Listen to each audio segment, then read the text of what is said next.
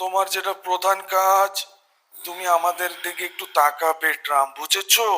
ওকে। তোমার যত প্রকার এই যে পোস্টার, ব্যানার, এই যে তোমার যে এই যে আমরা যে একটা জয় বাংলা গিয়েছিলাম, জিতবে আবার নৌকা, তুমি ওই গানে একটা হুক আপ ড্যান্স দিবে, বুঝেছো? এটা চাইলে তো ওবায়দুল কাদের স্যার আমার যে কোনো ভিডিও থেকে পোলাপান কেটে নিয়ে যেতে পারে। দেখো, এডিট আরেক জিনিস, তুমি নিজে করবে সেটা আরেক জিনিস। তুমি নিজে ওই গানে ডান্স করবে, সেটা আমাদের জন্য অনেক বড় একটা প্রমোশন হয়ে যাবে, বুঝেছো?